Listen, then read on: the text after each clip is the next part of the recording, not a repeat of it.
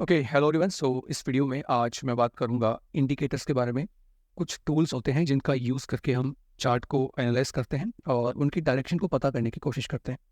जिनमें से कुछ फेमस इंडिकेटर्स हमारे पास में EMA, RSI, volume, MSCD, Bollinger bands and super trend. Okay, अब आप में से काफ़ी लोग ये कह सकते हैं कि क्या सर ये सब पुरानी बातें आप बता रहे हो, बट देखो एक चीज़ को समझो। अगर आपको इंस्टीट्यूशनल लेवल तक चीज़ें सीखनी है या उनके जैसा सोचना है, तो उसके लिए पहले आपको एक अच्छा रिटेलर, एक अच्छा प्राइस एक्शन ट्रेडर बनने की कोशिश करनी पड़ेगी।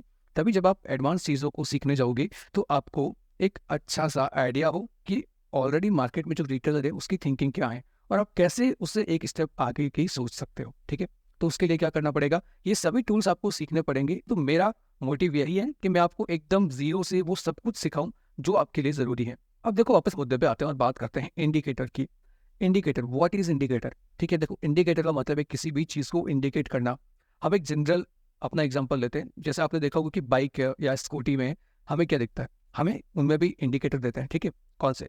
जैसे हम कहीं लेफ्ट साइड या राइट साइड में जाना चाहते हैं तो उसके लिए हमारे पास में कुछ लाइट्स होती है, हेडलाइट्स होती है, इंडिकेटर्स होते हैं। ठीक है, जब भी हमको लेफ्ट जाना होता है हम लेफ्ट का इंडिकेटर देते हैं, राइट जाना होता है राइट का इंडिकेटर देते हैं। ठीक है, कभी कभी लोग लेफ्ट का देके राइट में निकल जाते हैं। सो देखो गलतियां सबसे होती है, तो ऐसी गलतियां आपके जो ट्रेडिंग के अंदर इंडिकेटर है इनके साथ भी होती है। ठीक है, ये सब लैगिंग इंडिकेटर्स हैं जो चार्ट के बेस पे आपको चीज़ें बताते हैं।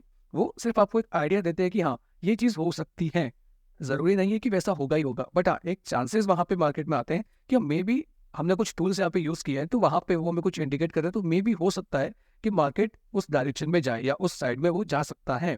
ठीक है, तो वो सभी चीज़ हम इन चीज़ों को यूज़ करके जो इंडिकेटर्स हैं इनकी एक हेल्प हम ले सकते हैं मार्केट के अंदर। ओके, सबसे पहले अपन बात करेंगे ईएमए की। ठीक है, देखो ईएमए क्या होता है, एक मूविंग एवरेज होती है। ठीक है, लाइक आपने देखा होगा 9 ईएमए, 10 ईएमए, तो उसमें क्या होता है, जैसे हम बात करते हैं 9 ईएमए की। ठीक है, तो 9 ईएमए में क्या होता है, जनरली आपकी जो भी कैंडल्स मार्केट में फॉर्म होती है आपकी 9 कैंडल्स का एक एवरेज वो वहाँ पे सपोर्ट या रेजिस्टेंस बना देता है। ठीक है, सेम जब आप इसकी सेटिंग को चेंज करते हो, लाइक आपने 20 किया या 21 किया, तो उससे क्या होगा, वो लास्ट 20 या 21 कैंडल्स का एक एवरेज सपोर्ट या रेजिस्टेंस एक ऐसा जोन बना के निकाल देगा जहाँ पे आके मार्केट में भी रिएक्शन दे। ठीक है, आरएसआई का मतलब क्या होता है, रिलेटिव स्ट्रेंथ इंडेक्स। हमें इस टूल की मदद से क्या देखने को मिलता है कि अगर आपका मार्केट अपसाइड में है, ठीक है, तो क्या उसमें स्ट्रेंथ है, क्या वो आगे और चल पाएगा नहीं चल पाएगा, तो वो चीज़ हम इससे देखने की कोशिश करते हैं। एक बार रफली इन सब का मैं आपको आइडिया दे देता हूँ, उसके बाद में वन बाय वन हम इन सभी चीज़ों को एक्सप्लेन करने की कोशिश करेंगे। ओके, उसके बाद में आता है वॉल्यूम। ठीक है, वॉल्यूम मैंने अपनी प्रीवियस वीडियो में भी एक हल्का सा आपको आइडिया दिया था। देखो वॉल्यूम वो चीज़ होती है जैसे एक कोई भी पर्टिकुलर आपकी कैंडल आपको दिख रही है। ठीक है, उस कैंडल में जो आपका वॉल्यूम है वो हमें ये दिखाता है कि उस एक कैंडल के अंदर कितने नंबर ऑफ ट्रांजेक्शन हुए, कितने शेयर्स का बाय और सेल हुआ, तो वो हमें उस वॉल्यूम से पता चलता है। ओके, अब हो गया एमएससीडी। एमएससीडी में क्या होता है, एमएससीडी में आपकी मूविंग एवरेज और आपकी वॉल्यूम दोनों चीज़ें ऐड ऑन हो जाती है और उसके बेस पे ओके आपकी मूविंग एवरेज और आरएसआई टाइप में चीज़ें कुछ ऐड ऑन होती है। इसमें भी सेम हमें कुछ आरएसआई जैसा ही फॉर्मेशन बनता हुआ दिखता है और कुछ वॉल्यूम्स भी इसमें ऐड हो जाती है। ओके, उसके बाद में आता है बॉलिंजर बैंड्स। इसके अंदर आपका एक चैनल इस तरीके से बनता है ईएमएस के थ्रू ही। ठीक है, और इसके बीच में मार्केट कुछ इस टाइप से यहाँ पे मूव करता है। ओके, जब भी कहा जाता है नीचे वाले जोन पे प्राइस आती है तो वो एज ए सपोर्ट का काम करती है और जब भी प्राइस ऊपर आती है तो वो एज ए रेजिस्टेंस का काम करती है। अब आ गया सुपर ट्रेंड। ठीक है, अब देखो सुपर ट्रेंड ये हमें क्या दिखाई दे रहा है, सुपर ट्रेंड यानी कि मार्केट का जो भी अप ट्रेंड या डाउन ट्रेंड होगा तो वहां पर ये हमें कुछ इंडिकेट करेगा कि हाँ यहाँ से आपका अप ट्रेंड शुरू हुआ है या फिर आपका एक डाउन ट्रेंड यहाँ पे शुरू हो सकता है। ठीक है, तो रफली मैंने आपको आइडिया दे दिया है। सो अभी अपन वन बाय वन इन सभी चीज़ों को चार्ट पे देखने की कोशिश करते हैं। तो सबसे पहले अपन देखते हैं ईएमए को। ठीक है, तो यहाँ पे आप आओगे इंडिकेटर्स में, आपको इंडिकेटर्स का ऑप्शन दिखेगा। यहाँ पे आप जैसे ही क्लिक करोगे आप यहाँ पे सर्च कर सकते हो ईएमए। ओके, अब जब ईएमए सर्च करोगे तो सबसे ऊपर में आएगा मूविंग एवरेज एक्सपोनेंशियल। तो इस इंडिकेटर को आप ओपन कर लो और अब हम एक बार चार्ट्स पे आते हैं। ठीक है, तो हमें देखो चार्ट्स पे क्या देखने को मिल रहा है। यहाँ पर अगर हम टाइम फ्रेम को चेंज करते हैं, देखो सबसे पहले ईएमए यहाँ पे जो इसकी सेटिंग है वो यहाँ पे डिफॉल्ट है। आप अगर इसको 20 काफ़ी लोग यूज़ करते हैं या 9 भी अगर हम देखते हैं 9 ईएमए। सो हम अगर 1 आवर टाइम फ्रेम को ओपन करते हैं, ठीक है, तो हमें क्या देखने को मिल रहा है कि जब भी प्राइस आपका इस ईएमए पे आ रहा है तो यहाँ पे टैप करके ऊपर जा रहा है। ठीक है, वापस इसको टेस्ट किया तो ऊपर गया, वापस इसको टैप किया तो ऊपर गया, इसको टच किया ऊपर गया। मतलब क्या हो रहा है, जब आपका मार्केट एक अप ट्रेंड के अंदर है तो जब भी वो ईएमए को टैप करता है वापस से एक बाइंग बनती है। ठीक है, ये हमें जनरली ईएमए के अकॉर्डिंग देखने को मिलता है। अब ऐसा नहीं है कि सिर्फ 9 ईएमए काम करता है, आप अपने अकॉर्डिंग कोई भी ईएमए लगाओगे ना तो वो कहीं ना कहीं काम जरूर करेगा।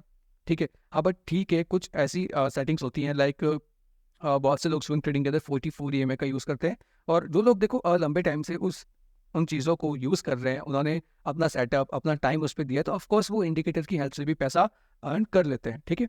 बट जनरली जब अपन शॉर्ट टाइम फ्रेम में आते हैं तो चीज़ें काफ़ी ख़राब हो जाती हैं। अगर आप बात करोगे इंडिकेटर्स की, तो स्मॉल टाइम फ्रेम में उतना अच्छा रिजल्ट आपको नहीं मिलता है। अगर आप हाई टाइम फ्रेम पे देखते हो, तो हाँ, आपको इंडिकेटर्स की हेल्प से भी एक अच्छा इंडिकेशन, एक अच्छा एनालिसिस आप वहाँ से निकाल सकते हो, कर सकते हो, ओके। जैसे अगर मैं यहाँ पर वीकली टाइम फ्रेम पे आता हूँ, तो मे भी मुझे यहाँ पे चीज़ें काफ़ी अच्छी दिखाई दे, ठीक है। कैसे? यहाँ पे आप देख रहे हो, तो जब भी प्राइस देखो, जब तक प्राइस इस ईएमए के ऊपर रहा, हमें क्या देखने को मिला? एक कंटिन्यू अप ट्रेंड, ठीक है। और वापस देखो नीचे आया, बट जैसे ही इसके ऊपर आया तो वापस एक हमें अप ट्रेंड देखने को मिला। बट ये कंफर्मेशन कैसे, ये इतनी अच्छी एक्यूरेसी कैसे आ रही है? बिकॉज ऑफ हम एक वीकली टाइम फ्रेम के अंदर है, ठीक है। जब भी देखो प्राइस के नीचे है तो एक बेरिश मोड में चल रहा है, ओके। अब यहाँ पे अगर हम इसकी सेटिंग को चेंज करते हैं, लाइक जैसे अगर हम यहाँ पे 20 ईएमए करते हैं, तो अब क्या होगा? जो आपकी प्रीवियस 20 कैंडल है, ठीक है, 20 कैंडल्स का एक एवरेज सपोर्ट यहाँ पे बन जाएगा। जैसे हम चार्ट्स पे देखते हैं, तो अब क्या हुआ? मैंने 9 से इसको 20 कर दिया। देखो आपका ईएमए तो 20 भी काम कर रहा है। यहाँ पे देखो टैप किया, देन ऊपर गया, टैप किया, देन ऊपर गया। जैसे इसके नीचे चल रहा है, जब तक इसके नीचे है प्राइस एक डाउन ट्रेंड के अंदर है, ठीक है। तो ये यहाँ पे हमें क्या दिखा रहा है कि जो आपकी ईएमए है वो एज अ सपोर्ट का काम कर रही है जब तक प्राइस ईएमए के अबव है, ओके। और जब तक प्राइस इसके नीचे है तो वो एक रेजिस्टेंस का काम कर रही है। तो आप यहाँ पे प्राइस एक्शन या सपोर्ट रेजिस्टेंस को ऐड करके चीज़ों को प्ले कर सकते हो, ठीक है। जैसे अगर हम एक एग्जांपल देते हैं, तो यहाँ पे अगर हम देखें, सो कैसे हम यहाँ पे देखते हैं कि भाई हमारा यहाँ पे एक सपोर्ट था, ठीक है। अब देखो प्राइस ने क्या किया? सपोर्ट को ब्रेक डाउन किया और नीचे बॉडी क्लोज किया और रीटेस्ट किया, और यहाँ पे हम देखते हैं तो क्या हुआ कि प्राइस आपका 20 ईएमए के नीचे यहाँ पे रन कर रहा है। सो अब चांसेस क्या है कि मार्केट जब तक इस ईएमए के ऊपर नहीं जाता है, चांसेस वही रहेंगे कि मार्केट कंटिन्यू नीचे फॉल करेगा। अब देखो जैसे ही प्राइस इसके ऊपर गया, अब देखो ईएमए की एक खासियत होती है, वो सिर्फ एक एग्रेसिव, एक ट्रेंडी मार्केट के अंदर ही काम करती है। अगर आपका साइडवेज मार्केट है, देन अवॉइड ईएमएस, वहाँ पे आपको काफ़ी लॉसेस होने के चांसेस बनेंगे, ठीक है, अगर आप एक साइडवेज मार्केट में चीज़ों को देख रहे हो, ओके। सो अब देखो यहाँ पे मैं अगर ईएमए चेंज करता हूँ, लाइक अगर मैं 44 ईएमए करता हूँ, तो देखो ईएमए वो भी काम करेगी। अगर मैं इसको 44 करता हूँ, देखो क्या हुआ? यहाँ पे सपोर्ट लिया, देन बाउंस किया, ठीक है। देखो ईएमए का काम है, आप जो सेटिंग उसमें डालोगे। अगर मैं यहाँ पे रैंडमली कुछ भी डाल देता हूँ, ठीक है, अगर मैंने यहाँ पे लिख दिया 35, तो मेरे हिसाब से तो वो भी काम करेगी।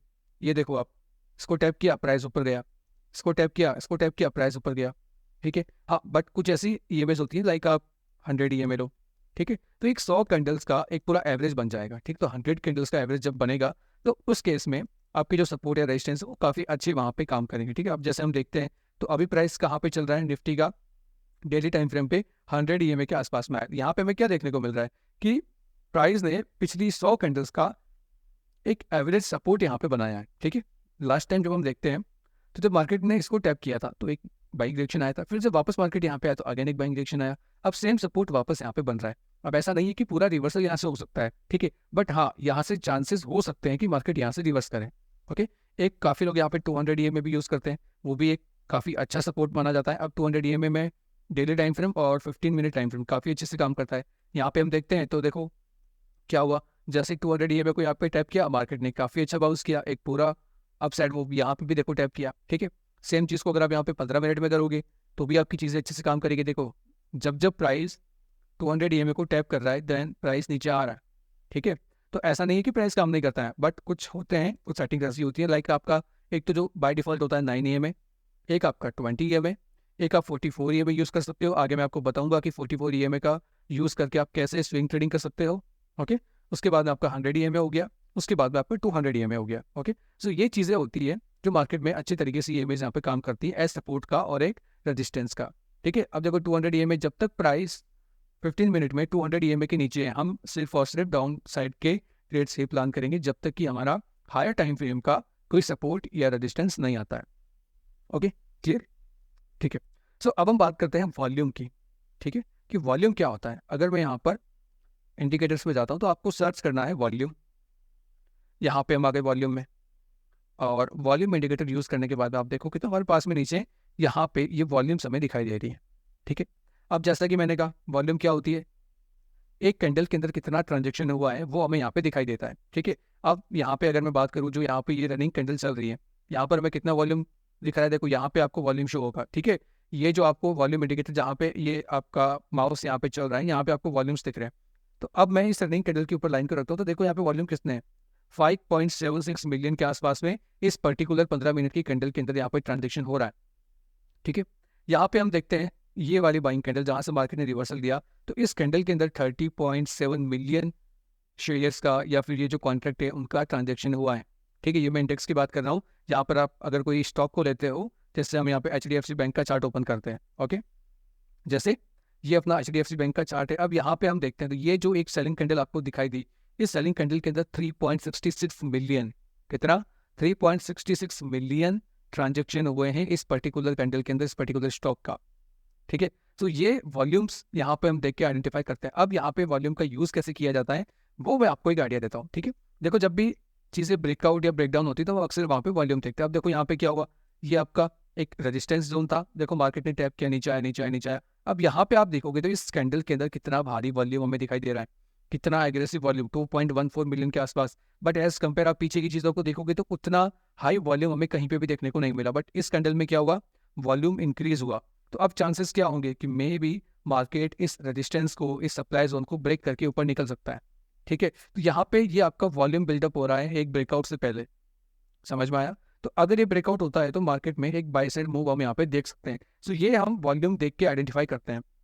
अब यहाँ पे आप देखोगे, सो अभी हमारे पास में यहाँ पे देखो क्या चीज़ है, ये आपकी 200 EMA यहाँ पे रनिंग है। अब यहाँ पे आप देखते हो कि 200 EMA को जिस कैंडल ने ब्रेक किया, ठीक है, जिस कैंडल ने 200 EMA को ब्रेक किया, उसमें वॉल्यूम अगर हम देखते हैं तो यहीं से आपका वॉल्यूम बिल्डअप होना शुरू हो गया था और उसके बाद में सीधा इसको ब्रेकआउट कर दिया।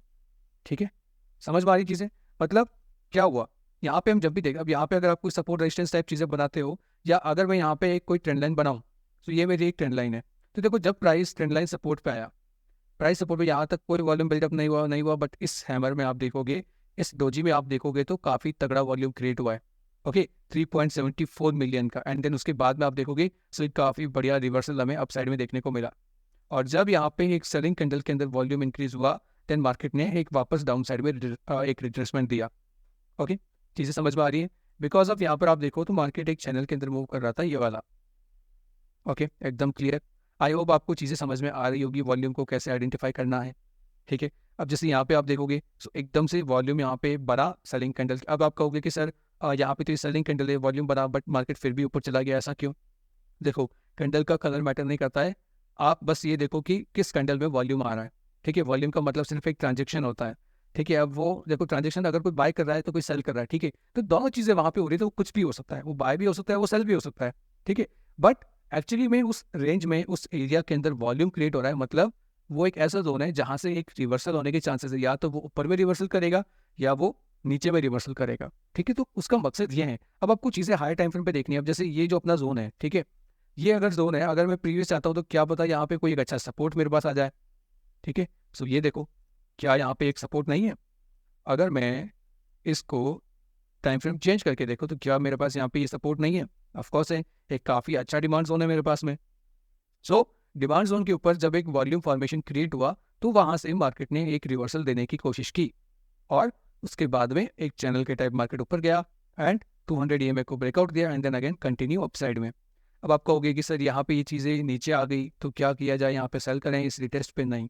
ठीक है, मैंने क्या कहा था, इंडिकेटर्स सिर्फ आपको एक इंडिकेशन दे सकते हैं कि मार्केट ऊपर जा सकता है या नीचे, उनके बेस पे कभी भी कोई चीज़ें प्लान नहीं करनी है। ओके, ये चीज़ें, अब देखो यहाँ से मार्केट रिवर्स हुआ तो इसका कुछ अलग लॉजिक है। ठीक है, बिकॉज ऑफ मार्केट ने इस वाले पूरे फ्लो में एक प्राइस का डिस्प्लेसमेंट दिया था और उसी के बाद मार्केट वापस इस गैप को फिल करने आया। तो ये सब चीज़ें मैं आपको स्टेप बाय स्टेप आगे जब आप चीज़ें सीखोगे, आपको मैं एसएम से सिखाऊंगा, आपको एडवांस प्राइस एक्शन सिखाऊंगा, आपको लिक्विडिटी कॉन्सेप्ट सिखाऊंगा, आपको आईसीटी सिखाऊंगा। सब कुछ चीज़ें आपको स्टेप बाय स्टेप इस चैनल पे देखने को मिलेगी। सो चैनल पर जुड़े रहना, अपनी कम्युनिटी के साथ में जुड़े रहना, आप बहुत कुछ आगे लर्न करने वाले हो। ओके, सो आई होप आपको वॉल्यूम का आइडिया हो चुका होगा। सो अब अपन बात करते हैं आरएसआई का। ठीक है, आरएसआई क्या चीज़ होती है उसको हम देखते हैं। हम वापस से इंडिकेटर्स में आते हैं और हम यूज़ करते हैं RSI, relative strength index. Okay, so ये आपके पास में नीचे में कुछ इस टाइप से एक चार्ट हमारे पास में ओपन होगा। एक बार हम रफली पहले इसको समझ लेते हैं। ठीक है, यहाँ पे हमें क्या दिखाई दे रहा है, अगर एक बार मैं आपको इसके सेटिंग में ले जाता हूँ, आपको यहाँ पे कुछ चीज़ों को चेंज करना है। जैसे बीच में जो आपको एक एवरेज EMA दिख रही है आप उसको हटा दो। ठीक है, अपर बैंड हटा दो, लोअर हटा दो, उसके बाद में आप एक सेकंड इसको हटाओ। ठीक है, ओके, बाकी आपको ऐसा कुछ खास चेंजेस नहीं करना है। अब हम वापस आ जाते हैं। ठीक है, अब यहाँ पे हमारे पास में क्या है, एक तो आपका अपसाइड में एक 70 का लाइन आपको दिख रहा है, एक आपको दिखाई दे रहा है यहाँ पर 30 का। ठीक है, और बीच में आपके 50 के आसपास में। ठीक है, अब यहाँ पे हम देखते हैं तो जब भी देखो प्राइस यहाँ पे ऊपर आया, ठीक है, कहाँ पे, यहाँ पे, ठीक है, ये चीज़ क्या है, ये हमें दिखाता है ओवरबॉट जोन, यानी कि वहाँ पर ज़्यादा बाइंग हो चुकी है और उसके बाद में चीज़ें डाउन साइड आ सकती हैं, ठीक है। अब ये मार्केट की स्ट्रेंथ हमें दिखाती है। अगर हम इसको चार्ट के साथ में यहाँ पे देखें तो देखो जब जब प्राइस ओवरबॉट जोन में आया, ठीक है, यहाँ पे हम देख रहे हैं क्या, प्राइस 70 के अबव है, यानी कि ओवरबॉट जोन में ऑलरेडी काफ़ी ज़्यादा ओवर बाइंग हो चुकी है। तो मे बी वहाँ से एक डाउन साइड में करेक्शन आ सकता है, एक छोटा सा रिट्रेसमेंट आ सकता है। तो उसके बाद में क्या हुआ, देखो प्राइस नीचे गिर रहा है और RSI भी नीचे आ रहा है, ठीक है, बात समझ में आ रही है? ओके, देखो RSI नीचे गिर रहा है और आपका प्राइस भी नीचे आ रहा है। अब उसके बाद में क्या हुआ, फिर से RSI इंक्रीज हुआ and then buying again continue upside में। अब यहाँ पे हमें क्या दिखाई दे रहा है, यहाँ पे कंटिन्यू प्राइस ऊपर ही है, यहाँ पे आपका RSI अभी भी 70 के अबव है, बट जैसे ही इसके नीचे आता है, ठीक है, वहाँ पे हमें क्या दिखाई दे रहा है कि स्ट्रेंथ मार्केट में थोड़ी सी कम हो रही है। अब यहाँ पे हम देखते हैं तो क्या हो रहा है, RSI नीचे, ठीक है, आपकी स्ट्रेंथ मार्केट में कम हो रही है, सो कंटिन्यू प्राइस भी नीचे आ रहा है। अब यहाँ पे हम देखते हैं तो क्या हुआ, RSI फिर से यहाँ से एक ब्रेकआउट देने लगा, ठीक है। अगर आप यहाँ पे RSI का ब्रेकआउट देखें, कैसे, यहाँ पे अगर मैं RSI के अंदर एक ट्रेंड लाइन बनाता हूँ यहाँ पे, तो क्या हुआ, RSI के अंदर हमें एक ब्रेकआउट देखने को मिला और उसी के साथ साथ में प्राइस यहाँ पे ऊपर गया। अब यहाँ पे हम देखते हैं तो क्या हुआ, यहाँ पे देखो प्राइस होल्ड कर रहा है, देखिए प्राइस यहाँ पे होल्ड कर रहा है, बट RSI क्या हो रहा है, नीचे आ रहा है, ठीक है। यहाँ पे आपका प्राइस होल्ड कर रहा है, यहाँ पे हम चीज़ें देखते हैं, यहाँ पे आपका प्राइस एक साइडवेज मार्केट टाइप में होल्ड कर रहा है, बट यहाँ से आपका RSI नीचे गिर रहा है। मतलब क्या हो रहा है, यहाँ पे मार्केट में स्ट्रेंथ नहीं है, सो मे बी आगे चल के मार्केट नीचे गिर सकता है। ये हमें क्या इंडिकेशन दिया और किसने दिया, RSI ने। RSI क्या बता रहा है कि अब मार्केट में यहाँ पे स्ट्रेंथ नहीं है, सो मे बी देखो मार्केट ऑलरेडी इतना ऊपर निकल चुका है, सो अब मार्केट एक पुल बैक यहाँ पे ले सकता है, और ये हमें इंडिकेशन किसने दिया, RSI ने, ठीक है। एंड जब अपन चीज़ें यहाँ पे जूम करते हैं तो हमें क्या दिखाई देता है, जब देखो प्राइस यहाँ पे आया, ठीक है, तो यहाँ पे हमें इस वाली कैंडल के अंदर एक वॉल्यूम बिल्डअप देखने को मिला इस कैंडल में, मतलब RSI नेगेटिव, बट यहाँ पे बाई साइड में यहाँ पे एक रेड कैंडल में वॉल्यूम बिल्डअप दिखा। मतलब अब चांसेस क्या है, प्राइस में स्ट्रेंथ तो है नहीं, तो कहाँ जाएगा, वो डाउन साइड जाएगा RSI के साथ में, और वो प्राइस कहाँ तक नीचे गिरेगा, जब तक आपका RSI ओवरसेल जोन में नहीं आ जाता, ओवरसोल्ड जोन, ठीक है, जहाँ पे एक पूरी सेल हो चुकी है। अब देखो यहाँ पे हम देखते हैं तो प्राइस जब यहाँ पे आया तो कंप्लीटली इसके नीचे था, बट जैसे ही वापस RSI इसके ऊपर निकला, ठीक है, देखो इसके ऊपर जैसे ही निकला वापस से इसको टैप किया एंड देन यहाँ से अगेन फिर से चीज़ें आपकी अपसाइड में कंटिन्यू की, और जैसे ही वापस प्राइस ओवरबॉट जोन में आया देन प्राइस आपका फिर से नीचे आया। चीज़ें समझ में आ रही है? देखो ये काफ़ी सिंपल चीज़ें हैं। अगर आपको आ, मेरी लैंग्वेज अगर समझ में नहीं आ रही है तो मे बी आप और भी वीडियोस इनके ऊपर जाके देख सकते हो, बट आई होप आपको आइडिया लग रहा होगा कि मैं आपको क्या समझाना चाह रहा हूँ, ठीक है। अब इसके बाद में हम बात करते हैं, ये आपका RSI हो गया। अब हम आते हैं यहाँ पे MACD में, ठीक है। हम एक बार इसको रिमूव करते हैं ताकि आपको चार्ट्स वगैरह सब क्लियर से दिखाई दे। ओके, ये मैं समझ में आ गया, वॉल्यूम को भी हम हटा देते हैं। अब हम आते हैं आपका MACD, ठीक है। MACD यानी मूविंग एवरेज कन्वर्जेंस डाइवर्जेंस। इसमें क्या होता है, यहाँ पे हम देखते हैं, सो आपको वॉल्यूम के टाइप में कुछ कैंडल्स दिखेंगी, आपकी वॉल्यूम ही है एक टाइप से।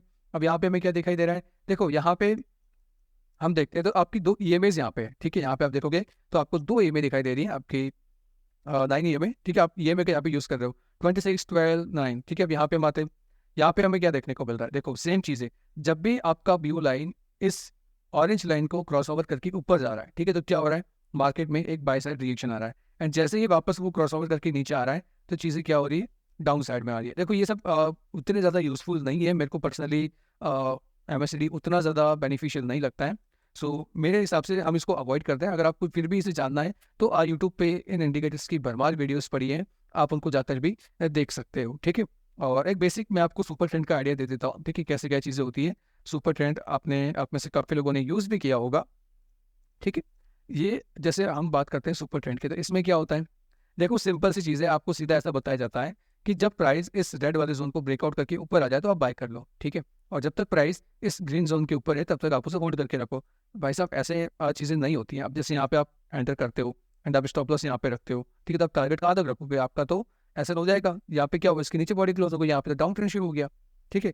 बट काफ़ी जगह क्या होता है, अब देखो यहाँ पे अगर ब्रेकआउट किया यहाँ पे लेते तो मे भी शायद आपको टारगेट मिल जाता, ठीक है। बट देखो ये चीज़ें सब साइड की बात है, ठीक है। अब लोग इसका काफ़ी यूज़ करते हैं, सो मेरा फर्ज बनता है मैं आपको थोड़ा सा एक आइडिया यहाँ पे दे दूँ, ठीक है। बेसिकली लोग इसका यूज़ कैसे करते हैं कि जब जब प्राइस इस ग्रीन जोन के अंदर होता है तब तक वो बुलिश होता है, जैसे कि रेड लाइन में आता है वो बियरिश हो जाता है, वापस से जब जब इस ग्रीन के अबव होगा तो बुलिश होगा, रेड के नीचे होगा तो बेरिश होगा। तो बस ये उनकी साइकोलॉजी होती है, ये उनकी थ्योरीज होती है कि जब इसके ऊपर होगा तो हम बाई करेंगे, ठीक है, इसके नीचे होगा तो हम सेल करेंगे। बट क्या एक्चुअली में चीज़ें ऐसे होती है? ऐसी चीज़ें नहीं होती है। आपको काफ़ी कुछ सीखने की अभी भी ज़रूरत है, ठीक है। सो ये सुपर ट्रेंड का कुछ ऐसा हाँ, आपको चार्ट में लगाने हैं, आपको थोड़ा बहुत दिखाना है किसी को कि हाँ, किसी को चार्ट शेयर करोगे तो आपको अच्छा लगेगा कि हाँ, चार्ट में कुछ हरा भरा लग रहा है। बट एक्चुअली में चीज़ें इतनी फैंसी नहीं होती है। काफ़ी कुछ चीज़ें आपको सीखने की ज़रूरत है अभी, ठीक है। एक लास्ट कोई इंडिकेटर बच गया है, बॉलिंजर बैंड्स। देखो, जो अगर आप इन्हें हायर टाइम फ्रेम पे यूज़ करते हो ना, तो आपको अच्छे रिजल्ट्स मिलते हैं, ऐसा बात नहीं है कि नहीं मिलते हैं। अगर मैं यहाँ पे डेली पे जाऊँगा तो मे बी आपको यहाँ पे अच्छे बेनिफिट्स भी आपको यहाँ पे देखने को मिले। कैसे? देखो, जैसे यहाँ पे इसने इसको ब्रेकआउट दिया, अगर आप यहाँ पे ट्रेड करते तो आपको एक मूव मिल भी जाता 5 से 6% का, ठीक है। बट वही चीज़ आती है, यहाँ पे आपको 1:1 समथिंग के टारगेट मिलेंगे, ठीक है। बहुत रेयरली कभी-कभी होगा कि आपको अच्छे टारगेट्स मिले 1:3 के आसपास में। अब यहाँ पे टारगेट रखो, एंड स्विंग को भी टारगेट करो तो कुछ आपका 1:2 के आसपास में टारगेट मिले, ठीक है। बट एक्चुअली में इनकी बेस पे अगर आप स्विंग ट्रेड करते हो या लॉन्ग टर्म इन्वेस्टमेंट करते हो तो आप चीज़ें देख सकते हो। बट पर्सनली साइडवेज मार्केट में ये सब चीज़ें एकदम फ्लॉप चलती है, ठीक है। जब आप हायर टाइम फ्रेम पे आ जाते हो तो ठीक है कि आप चीज़ों को देख सकते हो। जैसे यहाँ पे वीकली में अगर हम सुपर ट्रेंड को देखें तो बहुत प्यारा काम किया इसने, ठीक है। कौन करता है? इंडिकेटर काम नहीं करता है। बट अगर आप लोअर टाइम फ्रेम पे चीज़ों को शिफ्ट करोगे तो वहाँ पे आप मात खा जाओगे, ठीक है। अगर इंडिकेटर्स आपको यूज़ करना आता है, अच्छे से समझ में आते हैं, तो उसका यूज़ आप सिर्फ और सिर्फ हायर टाइम फ्रेम पे करें, कम से कम डेली टाइम फ्रेम। उससे कम में जाते हो तो आपको और भी कुछ चीज़ें सीखने की ज़रूरत है, ठीक है। जैसे अब हम यहाँ पे आते हैं, बॉलिंजर बैंड्स की अगर हम बात करते हैं तो वो भी आपका एक इंडिकेटर है, ठीक है। बॉलिंजर बैंड्स, इसमें क्या होता है, एक रेंज यहाँ पे बनती है, ठीक है। बॉलिंजर बैंड्स यहाँ पे एक बार हम सुपर ट्रेंड को हटा देते हैं, एंड बॉलिंजर बैंड्स। अब यहाँ पे क्या बना, एक चैनल हमें बनता हुआ दिखा। क्या होता है? जब भी प्राइस नीचे वाले चैनल को टैप करता है तब हमें बाय करना होता है, और जब हम ऊपर वाले जोन को टैप करते हैं तो वहाँ से हमें सेल करना होता है, ठीक है। तो ये कुछ थ्योरीज होती है मार्केट के अंदर जो आपको बताई जाती है कि भाई साहब, जब इसको टैप करें तो सेल करो, वापस यहाँ पे आए तो बाय करो, सेल करो, बाय करो, सेल करो। ये सब नॉनसेंस चीज़ें हैं, ठीक है। अभी मैं आपको जब आपके सिखाऊंगा तो आपकी आंखें खुले की खुली रह जाएगी कि भाई साहब ये सब कैसा हो रहा है और ये कैसे क्या चीज़ें होती है ना। तो देखो, ये बेसिक कुछ ऐसा ही इंट्रोडक्शन था इंडिकेटर्स का, जो मैंने आपको यहाँ पर एक आइडिया दिया है। अगर आपको मेरी वीडियो में इतना कुछ ऐसा सही नहीं लगा या कुछ उतना डीप में समझ में नहीं आया तो इंडिकेटर्स के ऊपर आपको काफ़ी ढेरों वीडियोस मिल जाएगी। आप किसी की भी वीडियोस देख सकते हो, आप पुष्कर राज ठाकुर के देख सकते हो, काफ़ी सारे लॉट्स ऑफ वीडियोस आपको यूट्यूब के ऊपर फ्री में अवेलेबल हो जाएंगे। तो वहाँ से इनको अगर डीपली आपको सीखना भी है तो आप उनसे वहाँ से सीख सकते हो, ठीक है। अब देखो, मेरा मोटिव ये है, देखो अब तो प्राइस एक्शन तो ऑलमोस्ट यहाँ पे खत्म हो चुका है, जो इंडिकेटर्स थे मैंने आपको बता दिए, ठीक है। अब उसके बाद में यहाँ पे आपके सपोर्ट रेजिस्टेंस हो चुके हैं, ओके।